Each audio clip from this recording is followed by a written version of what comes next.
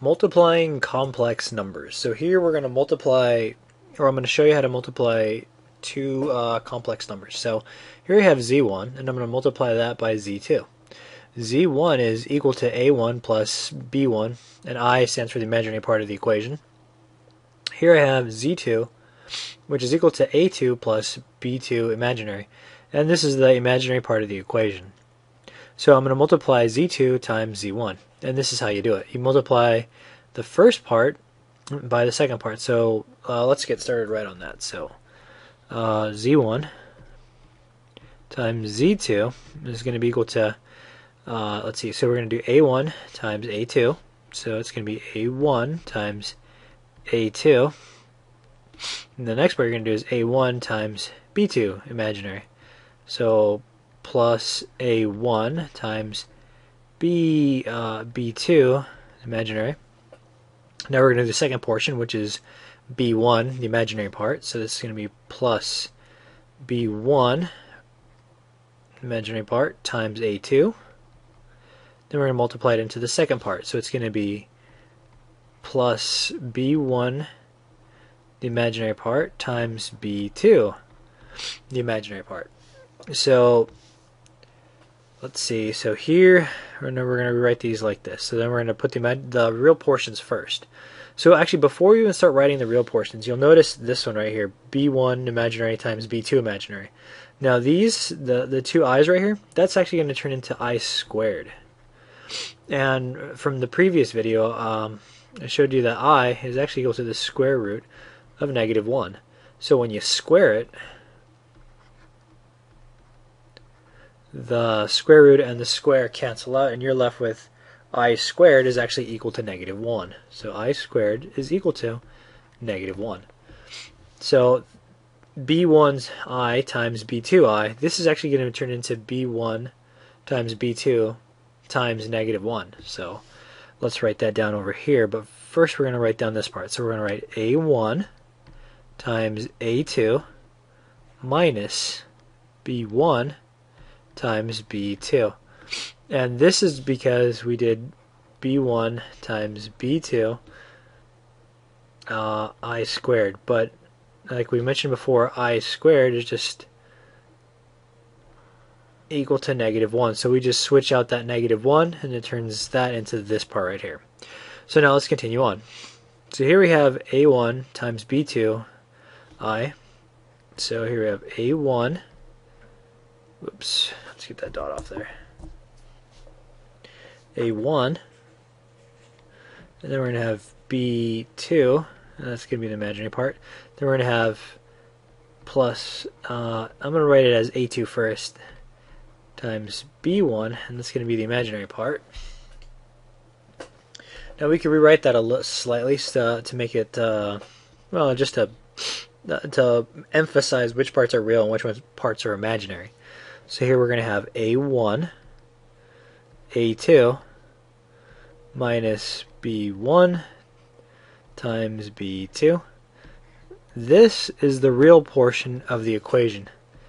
This is the real portion. We're going to have plus. Now we're going to write the imaginary part. And I'm going to separate, I'm going to pull out the I actually. So I'm going to say a1 times b2 plus a2 b1 times I, and this is the imaginary part. So that's that one. So now why don't we actually do a couple problems? No, actually, and this is going to be, oops. So let's just finish this off by saying z1 times z2 is equal to all this. And that's what you would get.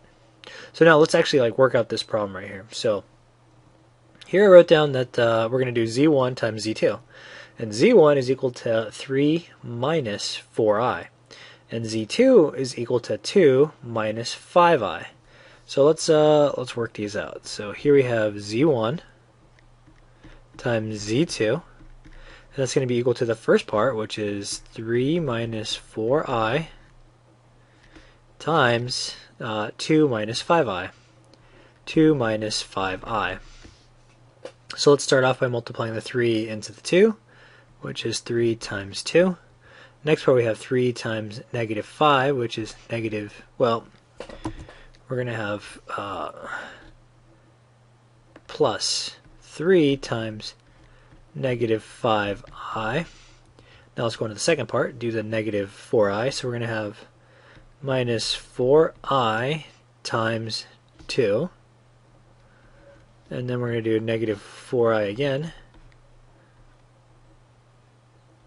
times negative 5i. So now let's see what do we get for that. So z1 times z2, that's going to be equal to 3 times 2, which is 6. Then we have plus, well actually it's going to be a negative, negative 15i. And here we have negative 4i times negative 2. Oh wait, no, I think that's a multiply sign actually. So it's negative 4i times 2, which is going to be negative 8i. And then we have the negative 4i times negative 5i. So negative 4 times negative 5 is going to be plus 20. And then we're going to have I times I, which is going to be I squared. Now, I squared again, that's I squared is equal to negative 1. So this is actually going to be negative 20. So we're going to get z1 times z2 is equal to 6 minus 15i minus, minus 8i minus 20. So z1 times z2 is going to be equal to 6 minus 20, so that's going to be minus 14. And then minus 15i minus 8i, that's going to be equal to minus 23i. And which can be rewritten, if you want to, as negative 14 plus 23i. Okay, so that's the answer to that one. So I hope you got that. Now let's go into the next one. Now here we have this value, and so all I want you to do is just to multiply this out. And so if you want, go ahead and pause it right here and then try to work it out on your own. I assumed you already paused it, so I'm going to continue now. So here we have 4 minus 5i times 4 plus 5i. So let's multiply this out. So the 4 is going to multiply into the 4 first and then into the 5i. So 4 times 4 plus 4 times 5i. Now we're going to do the 5i, which is going to multiply into there and then into there. So we're going to have minus 5i times 4. Then we're going to have minus 5i times positive 5i.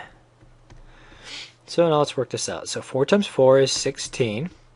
4 times 5 is 20. 20i. Negative 5i times 4 is plus. Oh no, that's not plus, it's minus.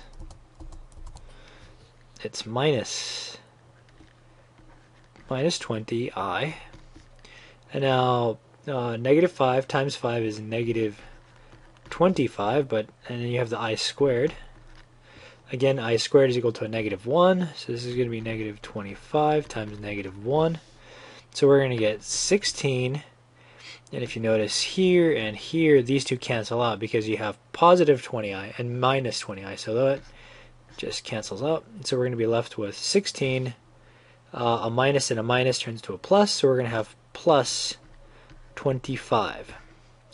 So we're going to get 4 minus 5i times 4 plus 5i is going to be equal to 41. So I hope you got that answer.